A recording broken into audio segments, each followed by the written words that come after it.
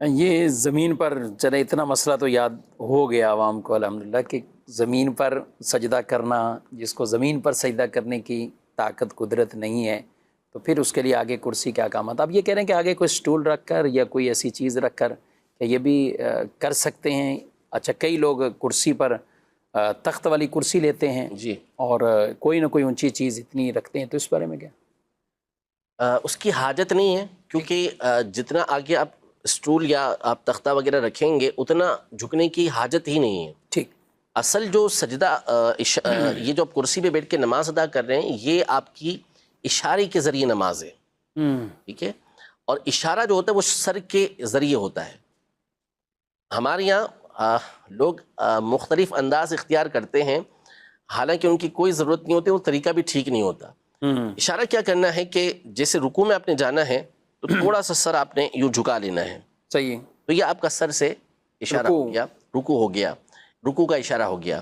اور سجدے میں اس کے مقابلے میں تھوڑا زیادہ آپ نے سر سے اشارہ کرنا ہے کہ یہ آپ سجدہ کر رہے ہیں، صحیح۔ یہ کفایت کرے گا۔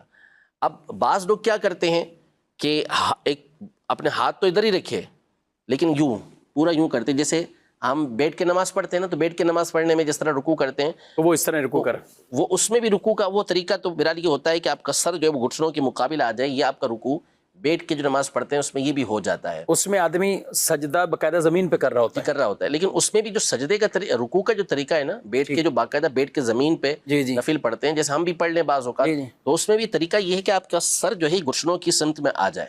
اچھا، اتنا نہیں کہ زمین کے قریب ہو جائے۔ یہ جو ہمارے یہاں بعض یوں پورے جھک جاتے ہیں نا، اس کی کوئی حاجت نہیں ہے۔ صحیح۔ تو یہ ہو گیا۔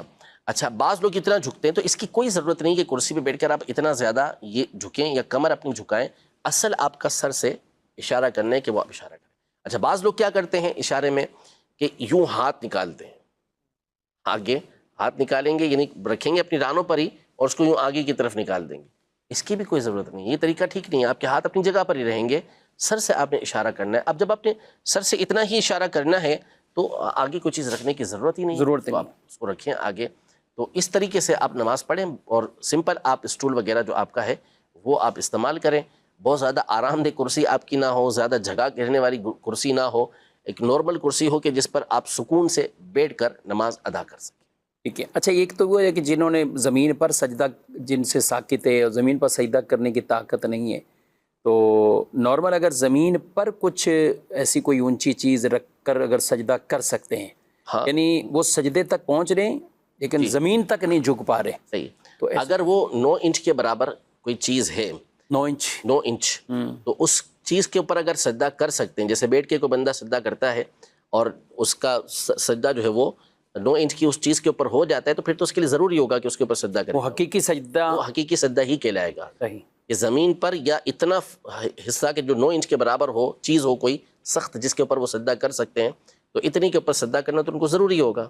پھر ان کو اگر پھر اس کے بعد اگر یہ قیام پر قادر ہیں تو پھر قیام کرنا بھی ان کے لیے ضروری ہو جائے گا کہ کھڑے ہو کر یہ نماز ادا کریں گے، اور سجدہ پھر یہ اتنی چیز کے اوپر کریں گے کہ یہ جو 9 انچ کی جگہ چیز ہے وہ سامنے رکھ لیں، اس کے اوپر سجدہ کریں۔ 9 انچ تو بہت، یعنی 1 فٹ سے بھی کم ہے 9 انچ جو بنے گا، تو یہ اس کے لیے کوئی بڑی چیز ایسی اگر اس سے زیادہ کوئی چیز رکھ کر سجدہ کریں گے تو پھر سجدہ ساکت ہے، ظاہر ہے وہ پھر سجدہ ہی نہیں رہے گا۔ اتنا نہیں جھک پائے کوئی، یعنی سجدہ جو ہے یا تو اصل تو سجدہ یہ ہے کہ زمین پر پیشانی لگ جائے، لیکن حکماً اس کو بھی جو 9 انچ کی چیز ہے اس کو بھی شریعت مطہرہ نے اس کے حکم کے اندر رکھا ہے کہ اس کے اوپر بھی سجدہ کریں گے تو گویا زمین کے اوپر ہی سجدہ کرنے کا حکم اس پر لگے۔ ٹھیک ہے۔ اور یہ کئی ایسے ہوتے ہیں کہ مرد ہوں یا خواتین ہوں، اور بعض اوقات ان کی اپنی کچھ ایسی کیفیات ہوتی ہیں کہ ان میں یہ والی صورت اختیار کر کے ان کو پھر اگر اس طرح سجدہ کر سکتے ہیں یا کر سکتی ہیں تو یہ کرنا ہوگا۔ بالکل۔ پھر پہلے یہ کرنا، پھر وہ ڈائریکٹ یہ نہیں کہ اشارے سے نماز پڑھنے کی طرف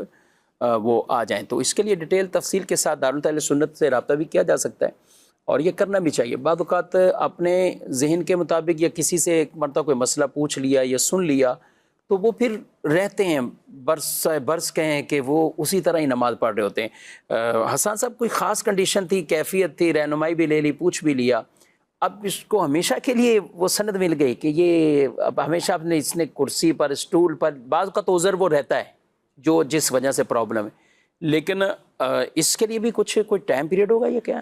دیکھیں جس کو نماز کی اہمیت معلوم ہوگی اور اس کو احساس ہوگا اس چیز کا کہ نماز ایک محتم بشان چیز ہے، یعنی ایسی بات ہے کہ جس کا اہتمام کرنا چاہیے، جس کے بارے میں ہمیں معلومات ہونی چاہیے، جس کے ذہن کے اندر یہ بیٹھا ہوگا نا تو پھر وہ بے احتیاطی نہیں برتے گا.